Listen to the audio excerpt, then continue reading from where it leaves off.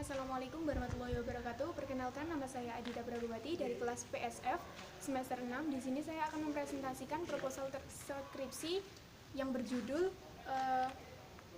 Pengaruh Motivasi Kerja, Disiplin Kerja, dan Religiusitas Karyawan terhadap Produktivitas Kerja Karyawan BPRS Al-Mabrur Ponorogo. Untuk latar belakangnya yaitu terjadinya kinerja yang kurang baik atau jelek bisa berarti bahwa kegiatan seleksi latihan atau pengembangan perlu ditinjau kembali atau juga bisa disebabkan oleh motivasi kerja karyawan. Yang kedua, pada dasarnya tujuan bersama yang ingin diwujudkan oleh organisasi adalah mencari keuntungan. Oleh karena itu, diperlukan karyawan-karyawan yang mempunyai prestasi atau kinerja yang tinggi, salah satunya faktor pendorong yaitu kedisiplinan karyawan serta religiusitas karyawan. Nah, berdasarkan pada uraian latar belakang tersebut dan hasil penelitian yang berbeda, maka peneliti tertarik kembali meneliti variabel-variabel yang berpengaruh terhadap produktivitas kerja karyawan, yaitu tentang pengaruh motivasi kerja, disiplin kerja, dan religiusitas karyawan terhadap produktivitas kerja karyawan BPRS Al-Mabrur Ponorogo. Selanjutnya, rumusan masalah, yaitu di sini ada 3 rumusan masalah. Yang pertama, apakah ada pengaruh motivasi kerja terhadap produktivitas karyawan BPRS Al-Mabrur Ponorogo? Yang kedua, apakah ada pengaruh disiplin kerja terhadap produktivitas karyawan BPRS Al-Mabrur Ponorogo? Yang ketiga, apakah ada pengaruh religiusitas karyawan terhadap produktivitas karyawan BPRS Al-Mabrur Ponorogo? Untuk selanjutnya, kajian pustaka atau peneliti terdahulu, yaitu saya mengambil 7 sampel. Yang pertama yaitu Niputu Pradita tahun 2017 tentang pengaruh motivasi kerja terhadap produktivitas kerja karyawan pada perusahaan teh bunga teratai di desa Patemon, Kecamatan Serit, yang mana motivasi kerja berpengaruh terhadap produktivitas kerja karyawan menunjukkan bahwa motivasi berpengaruh terhadap produktivitas karyawan sebesar 50,8% dan sisanya sebesar 49,2% dipengaruhi oleh variabel di luar penelitian. Yang kedua, milik Andriza, Rizal, dan Joko tahun 2017, pengaruh pelatihan dan motivasi kerja terhadap kinerja karyawan serta kinerja organisasi Kementerian Komunikasi dan Informatika. Pelatihan berpengaruh positif terhadap kinerja karyawan dengan hasil koefisien estimasi sebesar 0,024, yang artinya semakin tinggi pelatihan maka semakin tinggi kinerja karyawan. Yang ketiga, milik Ria Mentari Muslimin tahun 2016 tentang analisis pelatihan motivasi dan disiplin kerja terhadap produktivitas kerja karyawan pada PT Pos dan Giro Manado menunjukkan bahwa pelatihan motivasi dan disiplin berpengaruh terhadap produktivitas karyawan.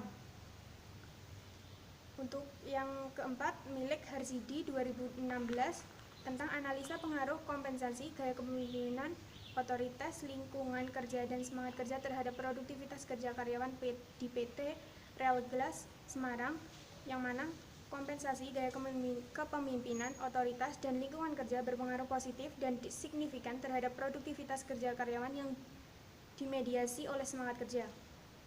Selanjutnya, milik Rika Widyaningtyas tahun 2016 tentang pengaruh disiplin kerja dan motivasi kerja terhadap kinerja karyawan pada studi PT Macanan Jaya Cemerlang, Klaten, yang mana dapat disimpulkan disiplin kerja dan motivasi kerja berpengaruh positif dan simultan terhadap kinerja karyawan PT Macanan Jaya Cemerlang.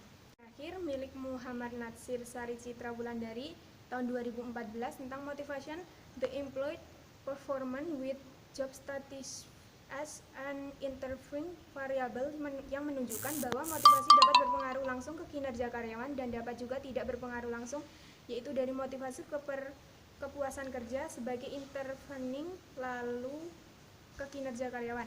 Dari uraian penelitian terdahulu, ini terdapat perbedaan dengan penelitian yang akan saya lakukan, yaitu di mana penelitian ini dapat dari peneliti sebelumnya, yaitu terletak pada objek di dalamnya, di mana peneliti yang terdahulu terfokus pada perusahaan konvensional, sementara yang akan saya teliti yaitu terkait perbankan syariah. Untuk landasan teori yang pertama yaitu definisi produktivitas kerja menurut Trianto merupakan pada dasarnya mencakup sikap mental yang selalu mempunyai pandangan bahwa kehidupan sehari-hari harus lebih baik dari kemarin dan hari esok harus lebih baik pada hari ini.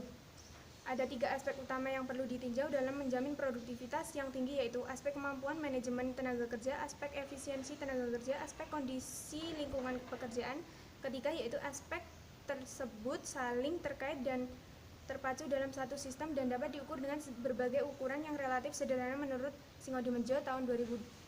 Untuk faktor yang mempengaruhi produktivitas, baik yang berhubung dengan tenaga kerja itu sendiri maupun yang lain seperti tingkat pendidikan, keterampilan, disiplin, sikap dan etika kerja, motivasi, gizi, kesehatan, tingkat penghasilan, jaminan sosial, lingkungan kerja, iklim kerja, teknologi, sarana produksi, manajemen, dan prestasi. Untuk mengukur produktivitas kerja diperlukan suatu indikator, yaitu kemampuan meningkatkan hasil yang dicapai, semangat kerja, pengembangan diri, mutu, dan efisiensi. Sementara menurut Siagian adalah daya pendorong yang mengakibatkan seorang anggota organisasi mau dan rela untuk mengerahkan kemampuan dalam bentuk keahlian atau keterampilan, tenaga, dan waktunya untuk menyelenggarakan berbagai kegiatan yang menjadi tanggung jawab dan menunaikan kewajibannya dalam rangka pencapaian tujuan dan berbagai sasaran organisasi yang telah ditentukan sebelumnya. Ini pengertian motivasi menurut Siagian. Sementara untuk tujuan motivasi dibedakan menjadi 10, yaitu mendorong gairah dan semangat kerja karyawan, meningkatkan moral dan kepuasan kerja karyawan, meningkatkan produktivitas kerja karyawan, meningkatkan loyalitas dan kestabilan karyawan perusahaan, meningkatkan loyalitas, kedisiplinan, dan menunjukkan tingkat absensi karyawan, mengefektifkan pengadaan karyawan, menciptakan suasana dan hubungan kerja yang baik, meningkatkan kreativitas dan partisipasi karyawan, meningkatkan tingkat kesejahteraan karyawan, mempertinggi rasa tanggung jawab karyawan terhadap tugas-tugasnya. Sementara menurut Saigan, indikator motivasi terdiri dari 8, yaitu daya pendorong, kemauan, kerelaan, membentuk keahlian, memiliki keterampilan, tanggung jawab, kewajiban, serta tujuan.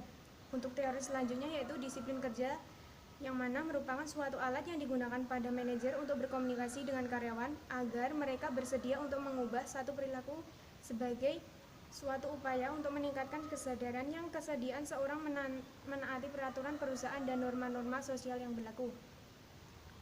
Sementara menurut Setiawan dan Waridin tahun 2006 ada 5 faktor dalam penelitian disiplin kerja terhadap pembelian layanan pada masyarakat, yaitu yang pertama kualitas kedisiplinan kerja, yang kedua kuantitas pekerjaan meliputi volume keluaran dan kontribusi, yang ketiga kompensasi yang diperlukan meliputi saran, arahan, dan perbaikan, yang keempat lokasi tempat kerja atau tempat tinggal, yang kelima konservasi meliputi penghormatan terhadap aturan dan keberanian untuk selalu melakukan pencegahan terjadinya tindakan yang bertentangan dengan aturan.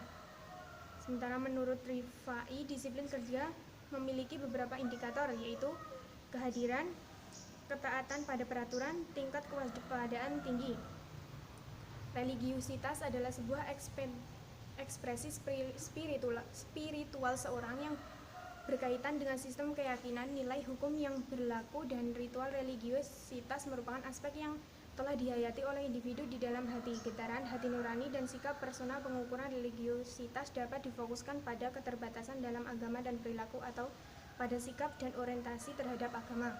Menurut Suroso 2008, fungsi religiusitas adalah agama sebagai sumber ilmu dan sumber etika, agama sebagai alat justifikasi dan hipotesis, yang ketiga agama sebagai motivator, yang keempat agama menjalankan fungsi pengawasan sosial.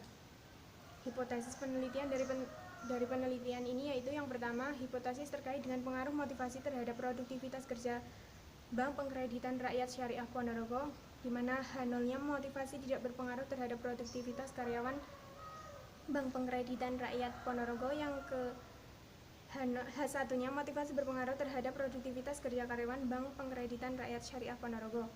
Sementara yang kedua, hipotesis terkait dengan pengaruh disiplin terhadap produktivitas kerja Bank Pengkreditan Rakyat Syariah Ponorogo, di mana H0-nya disiplin kerja tidak berpengaruh terhadap produktivitas kerja karyawan Bank Pengkreditan Rakyat Syariah Ponorogo.